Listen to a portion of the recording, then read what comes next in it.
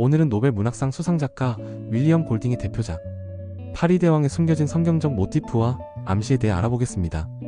1954년에 출간된 이 소설은 무인도에 고립된 소년들의 문명 붕괴를 그리고 있지만 단순한 모험 이야기가 아닙니다. 골딩은 인간 본성의 어두운 면을 탐구하기 위해 성경의 여러 상징과 모티프를 의도적으로 사용했습니다. 오늘 영상에서는 파리대왕에 등장하는 에덴 동산, 원죄, 그리고 묵시록적 이미지까지 다양한 성경적 요소들을 살펴보겠습니다. 1. 에덴 동산과 낙원의 상실. 파리대왕의 첫 장면은 성경의 창세기를 연상시킵니다. 소년들이 처음 도착한 섬은 그야말로 낙원입니다. 풍요로운 과일나무, 맑은 물, 따뜻한 기후, 이상적인 에덴 동산처럼 보입니다. 골딩은 이 아름다운 환경을 묘사하며 아이들이 새로운 세계의 아담과 이브처럼 행동하는 모습을 보여줍니다. 랄프가 처음 바다에서 수영할 때 아담처럼 벌거벗은 모습으로 묘사되는 것은 우연이 아닙니다.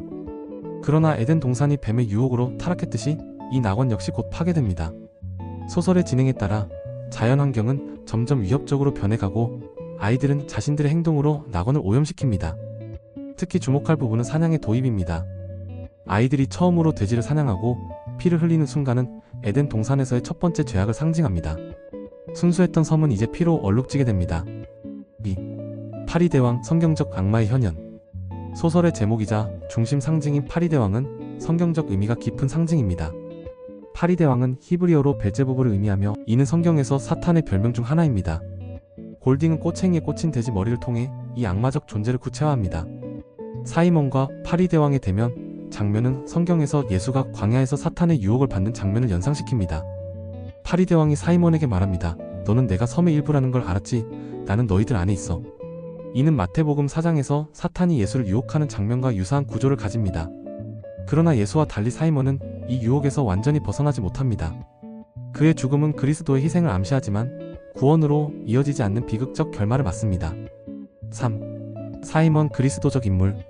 사이먼은 파리대왕에서 가장 명백한 성경적 인물입니다. 그는 여러 방면에서 예수 그리스도를 연상시킵니다. 첫째, 사이먼은 홀로 광야 숲으로 들어가 명상하는 것을 좋아합니다. 이는 예수가 광야에서 기도하고 묵상했던 모습과 유사합니다. 둘째, 사이먼은 유일하게 진실을 깨닫는 인물입니다. 그는 파리대왕에게 본질을 이해하고 야수는 우리 안에 있다는 진실을 알아냅니다. 이는 예수가 인간의 죄성을 이해했던 것과 유사합니다. 셋째, 사이먼의 죽음은 그리스도의 희생을 암시합니다. 그는 진실산 위에 있는 것이 실제 야수가 아니라 죽은 낙하산병을 알리러 왔지만 아이들에 의해 야수로 오인받아 죽임을 당합니다. 사이먼의 죽음 후 묘사되는 장면은 특히 성경적입니다. 그의 시체가 바다로 떠내려가는 모습은 은빛 광채로 묘사되며 이는 승천을 연상시킵니다. 그러나 골딩은 이 구원의 이미지를 뒤집어 아무도 구원받지 못하는 비극을 강조합니다. 4. 원죄와 인간의 타락. 파리대왕의 핵심 주제는 원죄와 인간 본성의 타락입니다. 골딩은 순진한 아이들조차도 올바른 사회적 구조 없이는 야만적으로 변할 수 있다는 것을 보여줍니다. 잭과 그의 사냥꾼들의 변화는 특히 창세기의 타락 이야기를 연상시킵니다. 그들은 점점 더 폭력적이고 야만적으로 변해가며 얼굴에 칠한 페인트는 마치 에덴 동산에서 아담과 이브가 자신들의 벌거벗음을 가리기 위해 사용한 무화과 잎과 같은 역할을 합니다. 로저가 돌을 굴려 피기를 죽이는 장면은 성경의 가인과 아벨 이야기를 떠올리게 합니다. 인류 최초의 살인이 형제간에 일어났듯이 이 아이들 사이에서도 비슷한 패턴이 반복됩니다. 골딩이 특히 강조하는 것은 이 타락이 외부의 힘이 아닌 인간 내면에서 비롯된다는 점입니다. 파리대왕이 사이먼에게 말하듯 너희들은 나를 만들었어. 이는 창세기에서 인간이 스스로의 선택으로 죄를 범한 것과 같은 맥락입니다. 5. 묵시록적 결말. 소설의 결말부는 성경이 요한계시록을 강하게 연상시킵니다.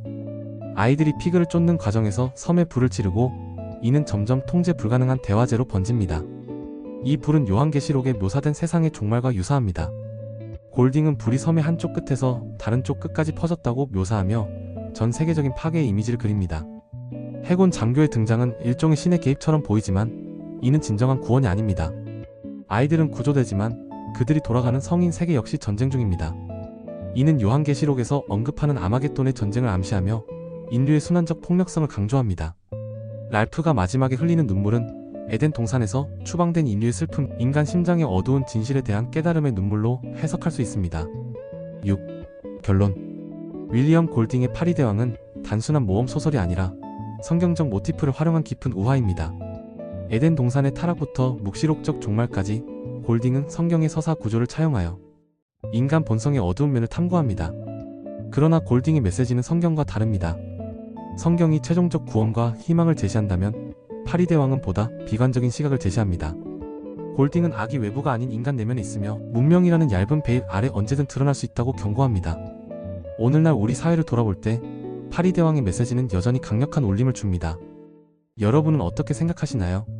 댓글로 여러분의 생각을 공유해주세요.